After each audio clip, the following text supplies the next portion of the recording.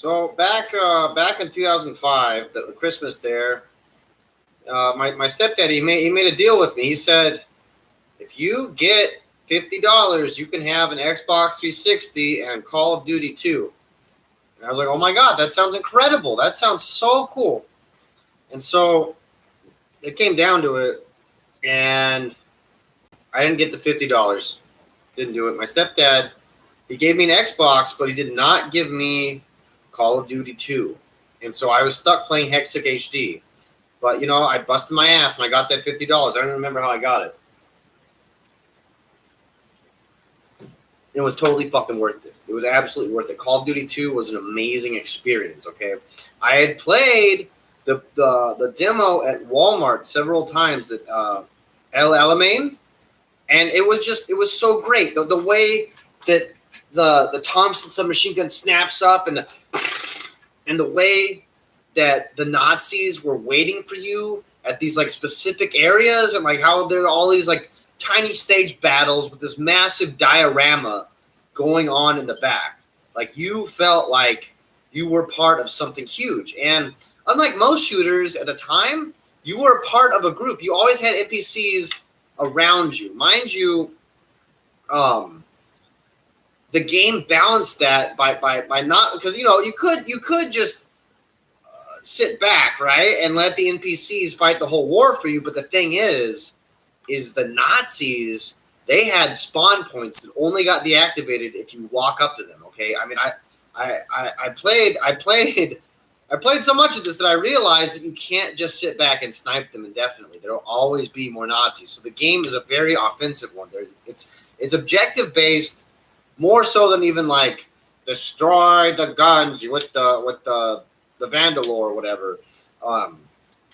It's a game of moving up and taking out those fucking spawn points by killing all the Nazis around there and then just walking up to it. The campaigns, there's like I think 3 different campaigns. There's a Russian one, a British one in the desert, and then an American one. And as a kid, I didn't really understand the context here, but behind any of this, I didn't really get. It gave you a timeline, and it gave you some historical, like, History Channel excerpts and clips. So it gave you some context, but I didn't really get the whole bigger picture. I just wasn't, my brain bucket wasn't on completely at that time. Not like it is now. But even then, I got it was 3 very different flavors of the game. Even though the Nazis behaved the same in each area, the Russian one was great just because there were so many weird guns, so many bizarre weapons in the Russian one. There was this scoped semi-automatic rifle, and that thing was so good. It was so good, and the thing about it is you could I think it was just a scope Gewehr. They called the German semi-automatic rifle a Gewehr, and it was pretty good. I really wanted to make the bolt action weapons work. They don't really that much. Online and even in the game, the MP40 is a force to be reckoned with. That 32 round clip just makes you feel like you're in charge of the world, and then it reloads so quickly. You could choose a lot of different weapons online. It was almost like class-based warfare, except you kind of just choose your loadout. The MP44 was really, really good. But the cool thing about it was each nation had their own specific weapons. So there's none of this stuff nowadays when it's the British running around with an MP44. The British had the grease gun, which kind of sucked. The races, or the nations rather, weren't balanced online, but that was okay. The British campaign, probably the best one, just because, I mean, there's some really daunting shit in the American campaign and the Russian one. The Russian one, the sniper mission was so hard. It seems like in every World War II Call of Duty game, there's a really fucked up sniper mission. Vasily Zaitsev. The beginning the beginning of Call of Duty 2 is why I developed a Russian accent. But comrade Commissar, these are potatoes. Why are we throwing potatoes? because real hand grenades are more expensive than you are. And, there's this really flavorful kind of introduction to the game in the Russian campaign. The Panzerfausts, pretty fun to use. But the British campaign was great because you got to play as a tank. You got to play in a freaking Crusader squadron, I think it was. Maybe you were a Sherman. I don't remember what it was. But the tank gameplay was pretty solid. It was pretty stinking solid. The game just it felt like there was a lot of thought put into it. There's some sort of very minute control associated with the machine gun. I don't think you had a coaxial. I think you just got to tell the driver when to shoot, and he shot anyway sometimes. So there's always Germans that shoot when they're running. But it was fun to shoot the fleeing German supply trucks, the German logistical trucks that were running away from the battlefield. I would try so hard to blow them up, and every time I got them, I was like, yes! Oh, yeah! And fighting against the other tanks felt great. Fighting against the anti-tank guns was tough. There was this really wacky Warbulus one where the Crusaders are charging the Panzers, and the Panzers have a greater range, so you're just like charging on up there, hoping for the best. The American battles were epic, but the difficulty there was just incredible. The American missions are very hard. There was a really hard British one, too. That game, I didn't have a lot of games, so I played it on the legendary difficulty. I think it was called Veteran. And I think I went through the whole campaign. Maybe I couldn't get past the American one. It was a great challenge. It was a fantastic challenge. It really kept you thinking on your feet. Call of Duty Finest Hour, I think I messed with those once, but they were just too dated. Big Red 1 came out, and that was kind of that was like the PS2 version. Kind of sucked. Call of Duty 3 was crazy. It was Call of Duty with vehicles. There were tanks and stuff. That's really all I remember. I didn't play a lot of that.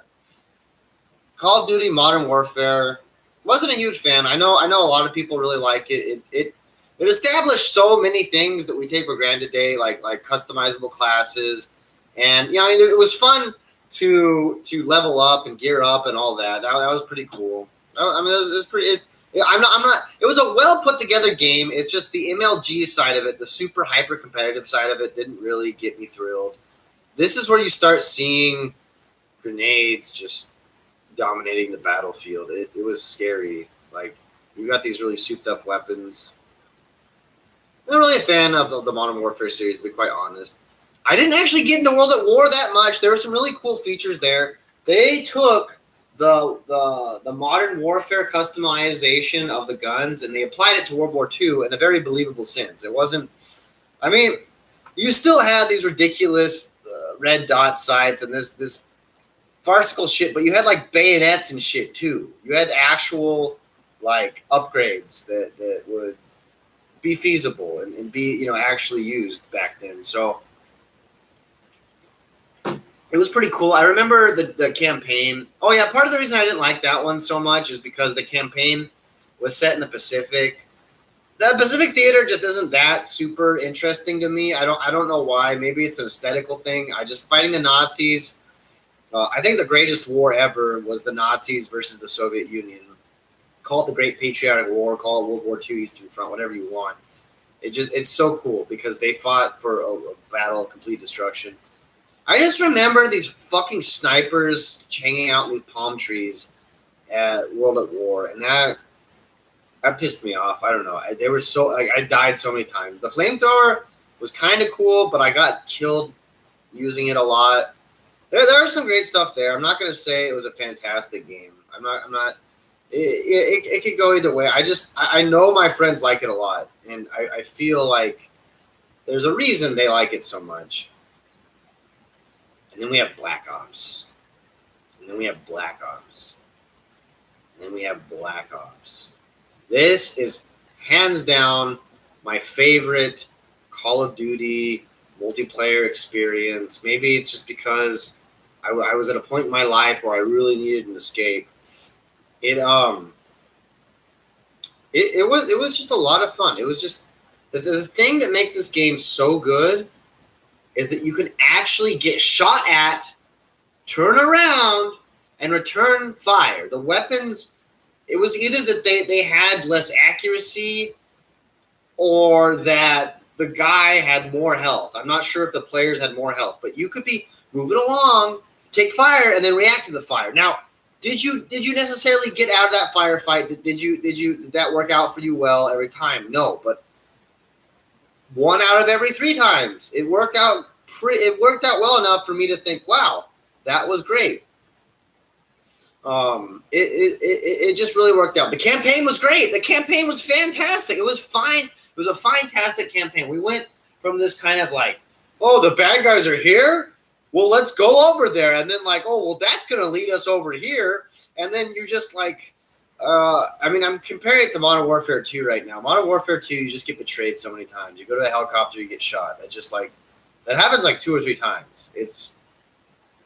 That's all that's really happening is you got betrayed by the guy you were working for. Wow, you were disposable. And at Modern Warfare, when you're the Americans, that was actually really cool when you're flying in, doing the Black Hawk assault, and that whole like Mogadishu kind of style war was so cool. It was just really immersive and cool and fun and cool. And then you die by a nuke, and that was just like, oh, what the fuck? I'm not supposed to die. But getting back at Black Ops, it was the whole thing. The whole storyline was just badass. It was cool. What do the numbers mean, Mason? And the ending of it wasn't that great, but the Vietnam episode was super fucking cool. It was super duper cool. It was awesome. I don't know. I make fun of people that talk about. They're talking about it feels like that. It feels that. But super cool. Super cool.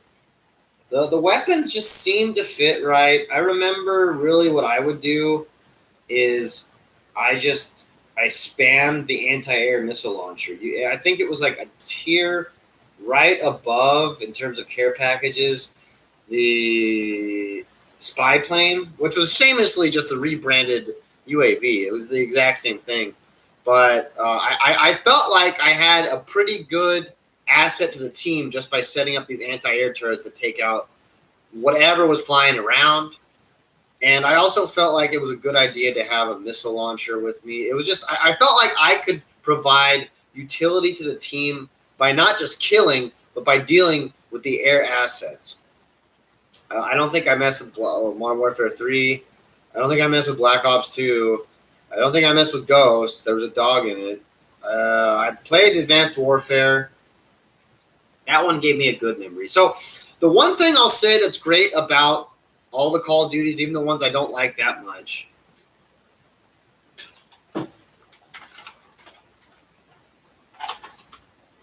is the AK typically always plays the same way.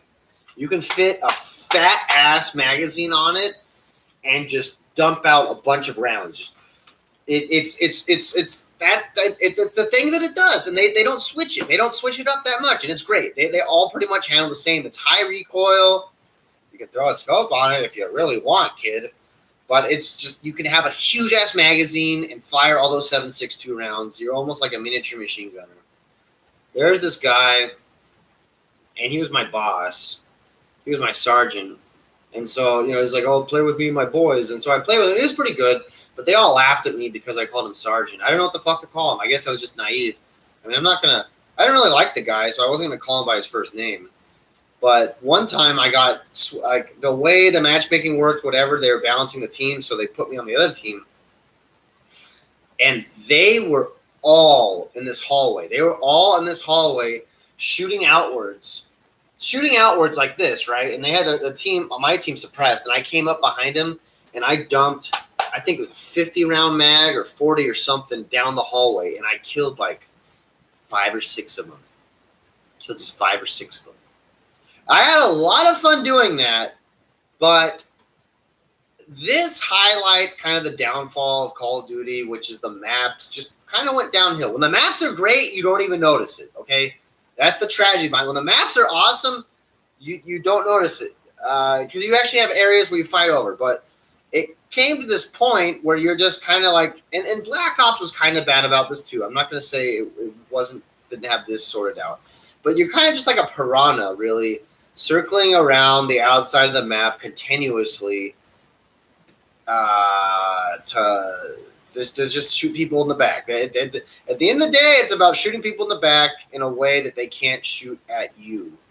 And I don't know. I mean, I'm a fan of Squad, and that's essentially Squad, but the maps are made so you can't. I mean, if you're going to outflank somebody, you have a chance of also getting outflanked. Whereas with these tiny, teeny little maps, it's just like, eh. Then, so, didn't play Black Ops 3. I think I played Infinite Warfare, the campaign. There was some like futuristic shit, kind of cool. Didn't play World War II. I think I saw some really cringy, non-historical shit going on. Didn't play Black Ops 4. I'm not sure. So there's another game called Modern Warfare. And I thought, when I bought this, I thought it was just going to be a remake of Modern Warfare. I thought that that's what it was going to be, but it wasn't. It was an entirely different game. It was actually a prequel to it. The campaign, pretty good. I can't. Oh yeah, you. My favorite part of the campaign is when you're flying the drone swarm to fuck up this airbase. And the reason this is so big is Azerbaijan just had a war with Armenia, and they kicked Armenia's ass. In real life, they fucked Armenia up. That territory that was disputed, they were fighting over in a couple of months. Why? Because the Azerbaijan people, they had the Turkish drone swarm. It's the most devastating weapon ever created. The Armenians have Russian surface-to-air missiles, which are the best in the world, but the Turkish drone swarm completely overwhelmed the defenses. The Armenians stood no chance whatsoever. And so this game actually brings something really big to the table, which is how horrifying drone warfare, massive drone swarms are. There's nothing that can stop them. What are you going to do? Shoot one drone out of the sky? Okay, its buddies are going to blow up your SAM site. Oh, are you going to detonate an EMP over your own fucking people? Are you going to do that? Are you going to have people stand outside and shoot them? Are you going to send in other drones to take them out? And if so, do you have as many drones as they do? It's horrifying. It's a horrifying nightmare future that this game brought into play. The guns were pretty fun and cool to use. I think there was like a wacky shotgun. It actually got to shoot far, so that was kind of fun to use. The online, there was like a big team battle, and like just the main map for this was this huge fucking like okay. The city wasn't huge, but the buildings were. The buildings were so many floors high. Maybe 30. Maybe 25 stories high. It took me forever to realize you can just zip line up the top. But you didn't always want to do that because you kind of be giving yourself away. Sometimes you really did want to walk up there just to kill those freaking snipers at top. It wasn't necessarily viable to like land a helicopter up there and repel them off. It wasn't really that great, but there was a really, really nice balance between the potency of the because I don't think they were main battle tanks. I think they were just Bradleys, like IFVs. And the IFVs of both sides were identical in terms of gameplay. I think they did the same exact thing. They had the same armor. They just looked a little different. But there's a good balance between the troop-based anti-armor assets and the armored vehicles. You couldn't just blow them to smithereens. I mean, you could, but it took a concerted effort to make that happen. And they actually did a pretty good job, like bringing vehicles into the picture in the big team battle. On some scales, it was kind of cringy because, like, I mean, I could just drive around in the ATV and just run people over. Like, it was so fun to do. And you get, like, I think that when you're on the ATV, you don't actually have health. The vehicle, you get some sort of boost to your health or something. It works different than just being an infantry target. And there's also those fucking supply trucks, those logistical trucks were insanely armored. They could take so much hits. I'm pretty sure that the linebacker gun couldn't even blow them up in one hit. Like you could essentially just wedge it in an alleyway and block that whole thing off because there's just no way to fucking stop it. There are always jackasses playing around the roof of those things. So the online was pretty good. The online was pretty good. The story was pretty good for the Modern Warfare one. It was all in all pretty good. My only gripe is it was trying. My favorite part of the online is it was trying so hard to be Battlefield. It was like Battlefield Light, and I don't know. I've got some mixed feelings about the other parts of the other parts of the multiplayer experience. It seemed like there was just a huge, like a monumental skill gap between Squeebs and the people that were just untouchable. And I'm not sure if this came down to map awareness, but typically one pervading thought I had outside the big team battle was just like, oh, okay, I killed this guy. Gonna see him pretty soon again. And yeah, lo and behold, you see him pretty soon. Killing one person doesn't really matter so much. But I do remember, and maybe I didn't understand how it worked, but it didn't seem like there was a very strong meta there. I mean, the meta, there's always going to be meta, but it seemed like there was room for me to make a character that I like to play as, which is pretty cool. So, Call of Duty is kind of start up here. Maybe it made its way up here, it dipped, and now it's it's kind of like at the starting position again.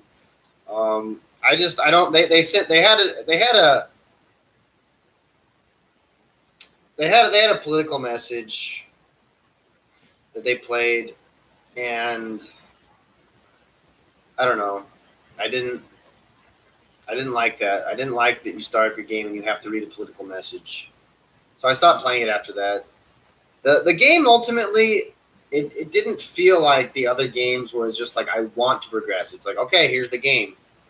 You played the game. I mean, there were some cool takedown moves that I didn't actually get to, and oh gosh, when they did it to me, it feels so awful to get taken down. It's way worse than just getting a knife in the back. Call of Duty Cold War, I was getting kind of excited for. I know I'm bitching about political messages, and so this is kind of contradictory here, but I've definitely got confirmation bias. I've definitely got a specific political message that I subscribe to, and so I was so excited. I was so fucking excited for this game because it has Yuri Bezmenov talking about the demoralization of the American people. There has been a psyop from the Soviet Union on us specifically. Okay, look, the AK-47, this thing right here, has killed more people than any other weapon. All right, and mind you, this is including the Chinese variants of it, and the AK-74U, and the upgraded version, and the submachine gun. It's including all of those. So, my statement is kind of more ambiguous than what I make it out to be. But all I'm saying is the USSR was dissolved, but its weapons were not. Its weapons are still active. And right now, there is a culture war going on, okay? There's I don't want to get too political. I want to draw the line there. But the American people are demoralized. And he talks about the fact that they won't even see fact. You can put facts in front of them, and because they're demoralized, they won't believe it. They won't accept it as true. And that's totally big. But Call of Duty, whoever's doing it now, Sledgehammer, whoever the fuck, they removed that segment of the game. They removed this huge, nuanced kind of like deal that I don't know. Call me crazy, call me a conspiracizer, but you know who's in charge based on who you cannot make fun of or question or criticize. And I feel like there is a culture war going on, raging right now, just as fiercely as any Call of Duty multiplayer match. And that was kind of going to be the narrative for Cold War, but instead that was removed. And so I'm sure it was just the same inane drabble of Oh, there's a bad guy gonna do something bad. Let's make sure that he doesn't do it. We're gonna go for his lackey, and we're gonna get to him and realize he was a lackey. And I don't know. I mean, honestly, I'm probably thinking about too much about this. You know, people don't play Call of Duty for the storyline. Well, no, I mean, Call of Duty does have some merit, but at the end of the day, I'll take the kind of bougie kind of take of it is not a thinking man's game.